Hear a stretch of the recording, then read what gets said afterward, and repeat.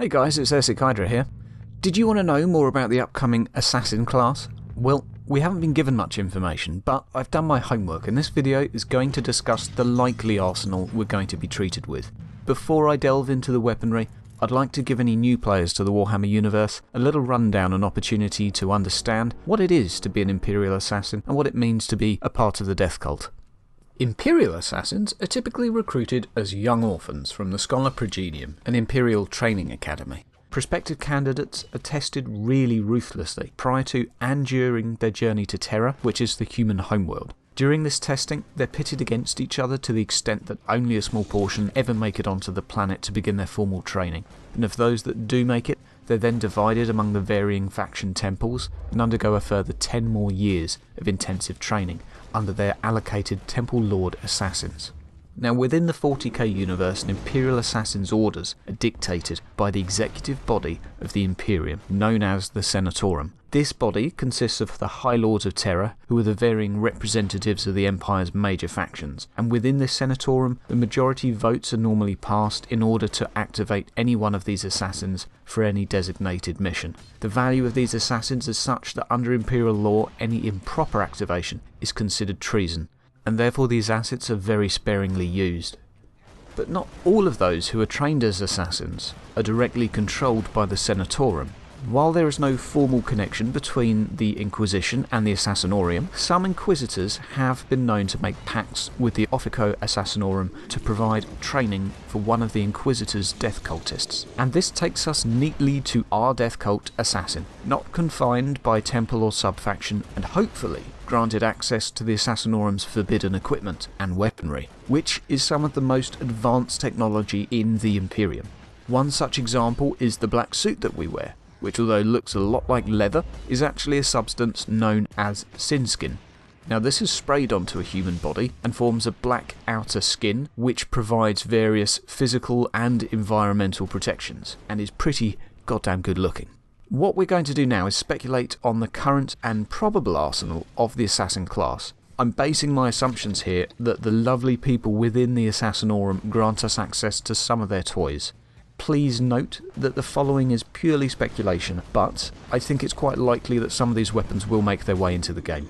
So thus far the weaponry we've seen includes the Exitus or Sniper Rifle, which is a weapon normally utilised by the Vindicare Assassins for those of you that have played the board game. It's typical within the lore for these weapons to use varying ammunition types to take down a variety of targets. From the footage we've seen, obviously this weapon has aimed strike and it's going to be very high single target damage with a fairly low rate of fire, as one would expect from a sniper rifle. Now one would also assume that if we're getting the Exitus rifle that we may get the Exitus pistol, which is similar to the above and packs a huge punch, a little bit more than the average Imperial pistol.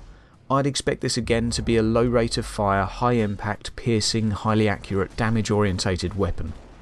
We've also seen within the game what appears to be the Calidus poison blades. While we don't know what the fully realised skill set includes, I think it's safe to say that there will be some sort of dot based damage or some form of slow effect which will mimic the neurotoxin which the blades are covered in. We'll have to wait and see what the developers do with this one. Another ranged weapon, also used by the Calidus, is the Neural Shredder, a pistol of Eldar origin which targets via a wave the enemy's central nervous system. And it's used typically to incapacitate them, causing them to poo themselves, but normally just have seizures and fall over dead. So I think it's fairly likely that this may be some form of CC orientated weapon. We'll have to see what the developers come up with. Now another potential ranged pistol could be the Evers's Executioner pistol, which is a hybrid between a bolt pistol and a needle pistol. And this isn't shooting needles per se, more as shooting poison darts that apply some form of neurotoxin to the enemy. I feel like a dot or slow applying weapon is likely here, with obviously alternating shots with a bolter, or there could simply be two different abilities on the same gun, one applying poison, one applying damage. We'll just have to wait and see, but again I feel this one is fairly likely and a nice little twist on the standard bolt pistol. If we are being blessed with the single-handed firearms, I think it's very likely single-handed combat weapons will also be present, and we have a few to choose from.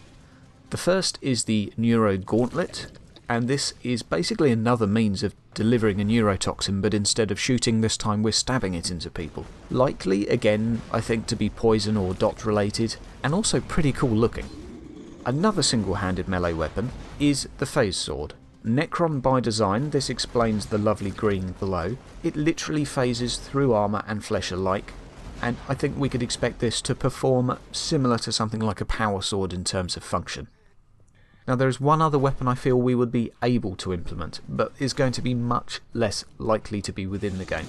This is the equipment of the Calixus Assassin, who specialise in anti-psyker activity and, well, killing anything that works with the warp, really.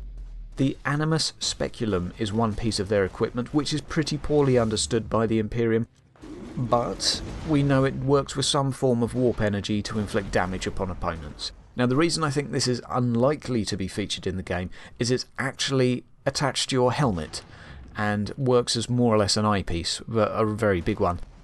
Theoretically I think it's possible for them to put it in the game, but I do think this is fairly unlikely. Let us move on now to armour types and what specials I think we can expect, the first of which is likely going to be stealth armour from the Vindicator Temple.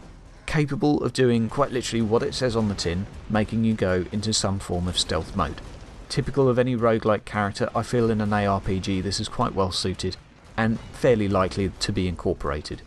The next of which I feel is also more or less a given, is the melter bombs of the Eversora Temple. I think given the history of the roguelike classes, a trap or remote detonation device is very likely for these bombs.